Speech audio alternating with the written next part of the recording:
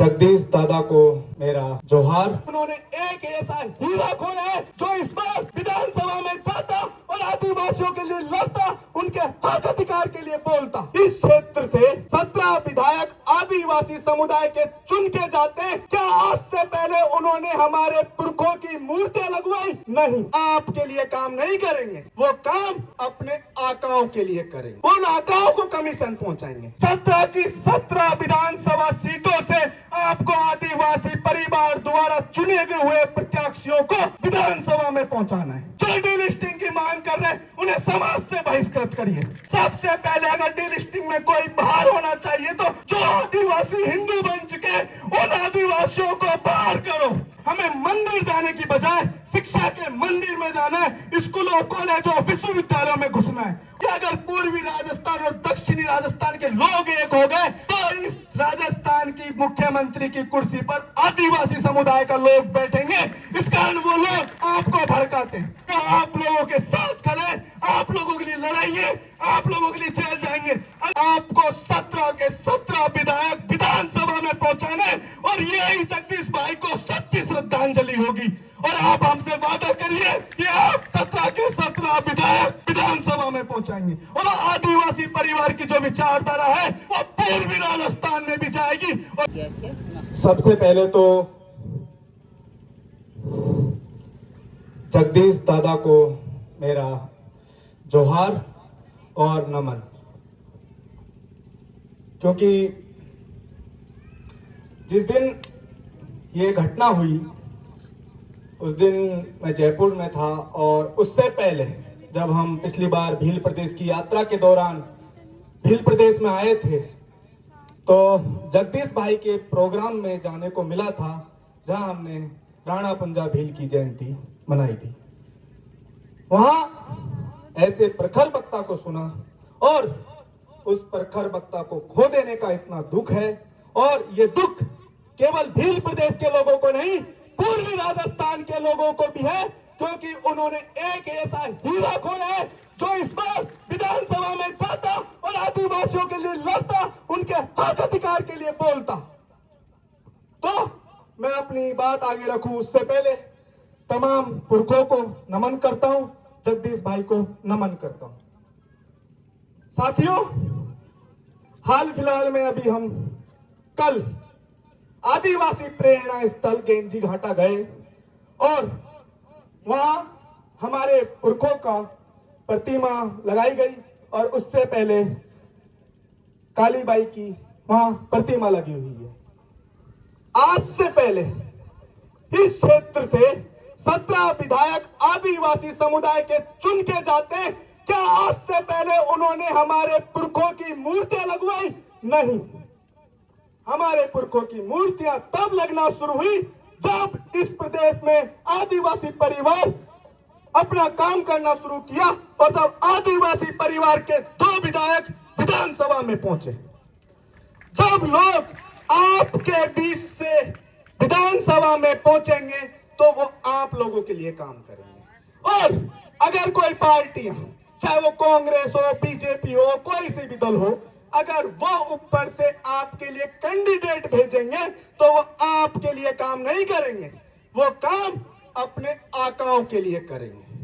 वो उन आकाओं को कमीशन पहुंचाएंगे। आपके लिए जो पैसा आएगा, चाहे वो पैसा गांव की सड़क के लिए आए, चाहे आपके लिए पीने के पानी के लिए आए या फिर किसी अन्य सुविधा के लिए आए, उस पैसे में से कमीशन खाएगा और उसे अपने आकाओं को पहुंचाएगा। लेकिन आदिवासी परिवार की जो सिलेक्शन प्रणाली है उसमें कैंडिडेट कौन तय करेगा? उसमें कैंडिडेट आप लोग तय करोगे।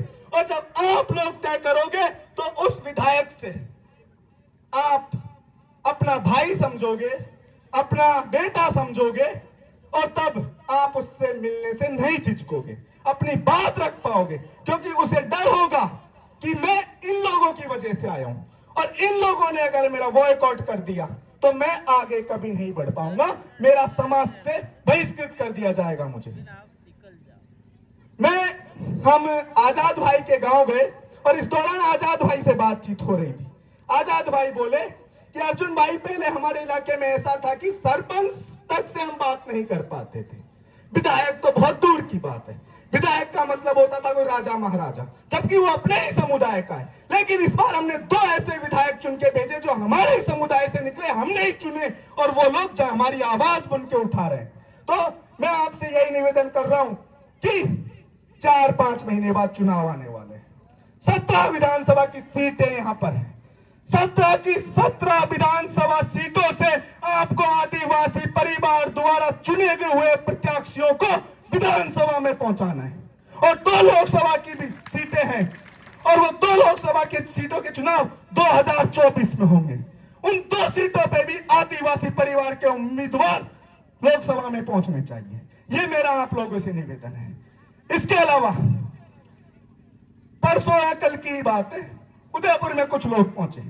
जगह जगह मैंने भी बोर्ड देखे, हम उदयपुर होते हुए आए थे, डिलिस्टिंग लगा हुआ है।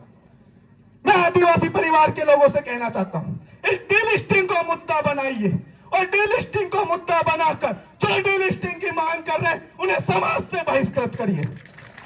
उनसे कहिए, अगर तुम्हें इतना ही डिलिस्टिंग करवाने का शौक है तो आजादी से पहले हम आदिवासी समुदाय के लोग, चाहे वो कोई सा भी आदिवासी समुदाय हो, चाहे मीणा हो, भील हो, उर्रा हो, मुंडा हो, कोई भी हो, वो सब लोग आदिवासी थे।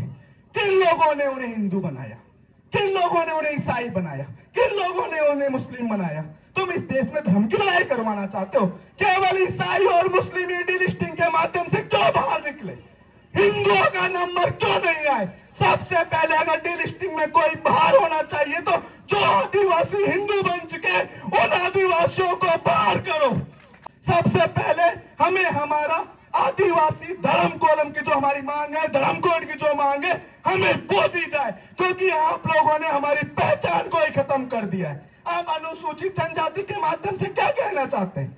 क्या अनुसूचित जनजाति आदिवासी होता है? अरे भाई, आपने तो उत्तराखंड, हिमाचल प्रदेश के जितने भी राजपूत हैं, ब्राह्मण हैं, सबको आदिवासी बना दिया है। आदिवासी एसटी होना आदिवासी नहीं है। आदिवासी अपने विचार, अपनी संस्कृति, अपने रहन सहन से आदिवासी होना चाहिए। तो साथियों, आदिवासी परिवार के साथियों से भी मेरा निवेदन है कि इस डिलिस्टिंग को हमें आगामी चुनाव में एक बड़ा मुद्दा बनाना है, और इसी के माध्यम से हमें अपना पुराना चुनावी कैंपेन करना है। साथ में भंवर दादा बोले, कांति दादा बोले और पूर्व वक्ता बोले, हमें शिक्षा पे जोर देना है, क्योंकि मैं पूर्वी राजस्थान से आता हूं। पूर्वी राजस्थान में हम लोगों ने शिक्षा पे बहुत पैसा खर्च किया है।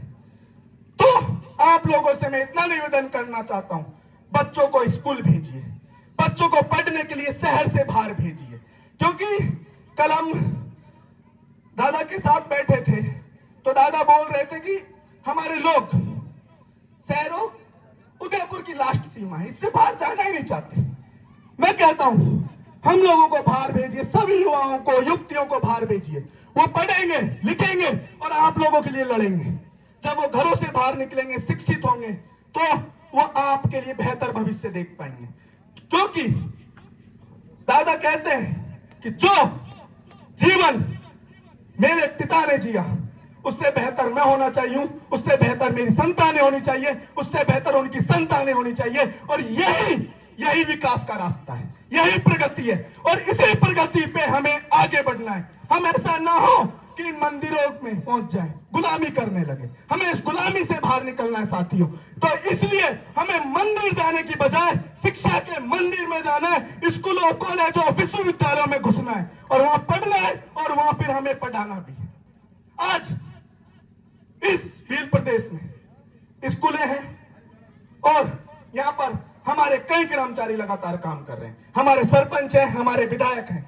मैं कहना चाहता हूं, आपकी स्कूलों का निरीक्षण कीजिए, उन स्कूलों में देखिए कि क्या वहां का टीचर हमारे बच्चों को पढ़ा रहा है, नहीं पढ़ा रहा। मैं आपको एक छोटा सा एग्जांपल देना चाहता हूं। आज से 12 साल पहले मेरे मामा जी और मेरे पिताजी की पोस्टिंग झाड़ोल कोटला में थी। मैं झाड़ोल कोटला आया, झाड़ोल कोटला में मैंने देखा उसी टाइम 3rd ग्रेड एग्जाम का रिजल्ट आया हुआ था, और एक शिक्षक को नियुक्ति दी गई झाड़ोल कोटला के एक गांव में। वो आदमी जब उस स्कूल पे पहुंचता है तो वो जिला शिक्षा अधिकारी को फोन करता है, बोलता है साहब वहां तो कोई स्कूल ही नहीं है। तो बोलता है आप गलत गांव में पहुंच गए होंगे। नहीं सर मैं उसी गांव में, कि ठीक है आप उदयपुर आ जाइए। फिर उससे बोलते हैं कि आप वापिस आओ और स्कूल को देखो। वो आदमी वापिस उस गांव में पहुंचता है, बोलता है कि साहब यहाँ कोई स्कूल ही नहीं है। कि वो बोलता है स्कूल तो है, कागजों में भी है, स्टूडेंट्स को भी दिखा रखा है कि वो स्कूल आते हैं, शिक्षक भी हम लोगों ने लगा रखे हैं और वो सैलरी ले रहे हैं। उसके बाद उस पूरे केस की जांच होती है तो पता लगता है कि जो गैर आदिवासी समुदाय के लोग हैं, उन्होंने देख लिया कि यह तो आदिवासी है, कोई स्कूल में ना आता है ना जाता, वो बरसों से नौकरी नहीं कर रहे और फर्जी सैलरी उठा रहे हैं। तो ये लोग, ये किस वजह से हुआ? ये हमारी लापरवाही से हुआ। इसलिए हमें ऐसी लापरवाही नहीं बरतनी है। हमें स्कूलों को भी जा जाके चेक करना है कि वहां का शिक्षक मनोरंजन तो नहीं कर रहा है, क्या वो अपने हमारे बच्चों को पढ़ा रहा है, नहीं पढ़ा रहा। क्योंकि आप भी जानते हैं कि एक प्राइवेट स्कूल में पढ़ाने वाला शिक्षक से ज्यादा योग्य अगर कोई शिक्षक है तो सरकारी स्कूलों में पढ़ा रहा शिक्षक है, उसकी योग्यता ज्यादा है। तो आप लोग उन पर प्रेशर डालिए, एक सभा बनाइए जो शिक्षा के लिए काम करे और वो वहां के टीचरों पे लगातार निरीक्षण करे। किसी भी दिन जाकर हमारा जो पटेल होता है, गांव का पंच पटेल होता है, हमारे सरपंच होते हैं, हमारे वार्ड मेंबर होते हैं, वो किसी भी दिन जाए और जाकर चेक करे, औचक निरीक्षण की क्या उस स्कूल में पढ़ा रहे शिक्षक अपने दायित्व को अच्छे से निभा रहे हैं या नहीं निभा रहे हैं। अगर हमने ऐसा किया तो वो शिक्षक डरेंगे और वो आपके बच्चों को अच्छे से पढ़ाएंगे और ये जिम्मेदारी हमें निभानी है। इसके अलावा एक बात अभी भंवर दादा ने भी बोली, आर्थिक सुधार की बात। हम इस दिशा में पूर्वी राजस्थान के लोगों ने भी काम चालू किया है। हमारे युवा जो बेरोजगार युवा हैं वो रेस्टोरेंट खोल रहे हैं, होटल्स खोल रहे हैं, परचूनी की दुकान खोल रहे हैं। अभी हम डूंगरपुर में थे कांति दादा के वहां, देखा डूंगरपुर एक छोटा सा शहर है, लेकिन उसके अंदर बाजारों में जाके देखिए क्या आदिवासी समुदाय के लोगों की दुकान है? नहीं। आपको किसी भी शहर में चल जाइए, आपको एक ही समुदाय के खास लोगों की दुकानें मिलेगी, चाहे वो हमारा शहर हो चाहे आपका यहाँ का शहर हो। इस कारण हमारे लोगों को भी प्राइवेट काम धंधों में भी आगे आना होगा और जिससे आर्थिक काम हो सके ऐसा सुधार करना होगा ताकि हमारे लोग आगे बढ़ सके।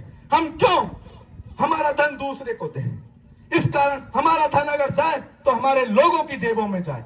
तो साथियों, इस दिशा में भी हमें कदम उठाने की जरूरत है।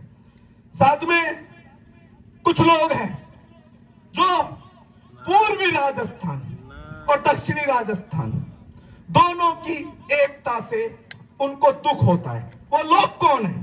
वो लोग आदिवासी परिवार के लोग नहीं हैं। वो लोग हैं जो ये जान रहे हैं कि अगर पूर्वी राजस्थान और दक्षिणी राजस्थान के लोग एक हो गए तो इस राजस्थान की मुख्यमंत्री की कुर्सी पर आदिवासी समुदाय का लोग बैठेंगे।